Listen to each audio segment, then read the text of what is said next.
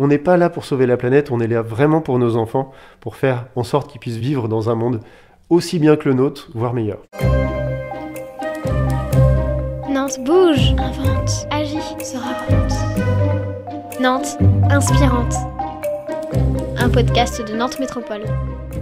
Je suis Mathieu Guéné, le PDG et le fondateur de Life. C'est une entreprise qui produit de l'hydrogène. Notre hydrogène, on le produit à partir de l'eau et du vent. On a inventé un carburant qui est à base d'eau et dont le seul coproduit, c'est plus des gaz à effet de serre, c'est de l'oxygène. Or, l'eau et l'oxygène, c'est la vie, donc Life. Le site de Bouin, en Vendée, juste à côté de Noirmoutier, est un site unique en Europe.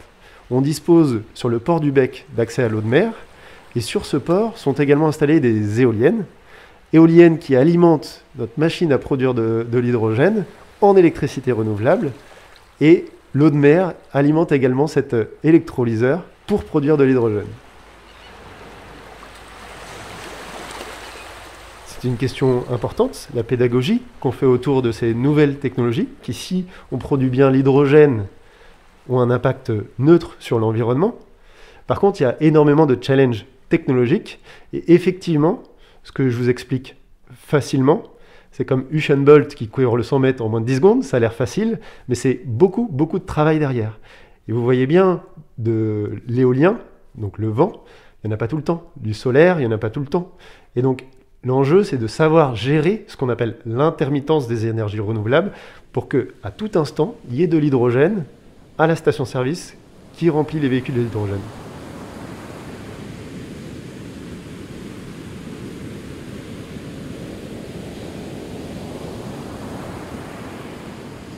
Le site qui sera opérationnel l'été prochain, à Bouin, notre premier site, fournira en hydrogène des collectivités telles que La Roche-sur-Yon, telles que Le Mans, qui sont en train de s'équiper en camions de ramassage d'ordures qui tournent à l'hydrogène, en bus à hydrogène, de façon à ce que, en ville, ce qui tourne en ville soit 1, silencieux, et 2, propre, en émettant rien d'autre que de l'eau en sortie du pot d'échappement. On pourra donc rouler en vélo derrière les bus, on pourra donc avoir des camions de ramassage d'ordures le matin à 7h qui passent silencieusement dans les rues. C'est ça l'impact que ça aura pour tout un chacun au quotidien, l'hydrogène.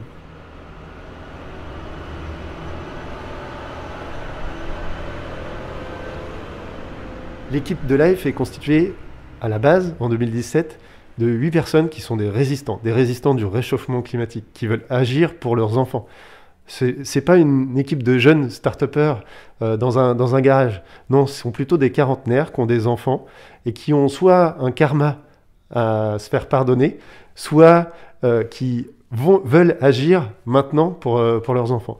Donc c'est des gens qui viennent de la recherche, du public, du privé, de boîtes de consulting. C'est toute cette équipe de mercenaires contre le réchauffement climatique qui a constitué le cœur de Life et qui aujourd'hui fait que ça se développe, qu'on est 20 ici à Nantes et puis une quinzaine répartis ailleurs en Europe.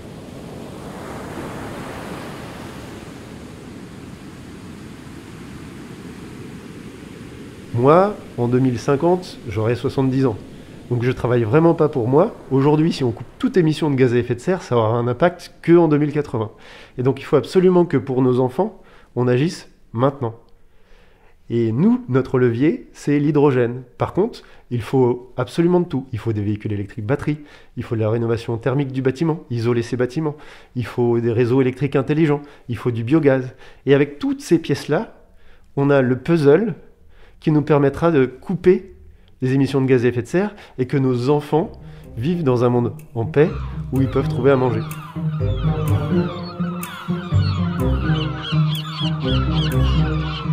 Nantes Inspirante, un podcast de Nantes Métropole.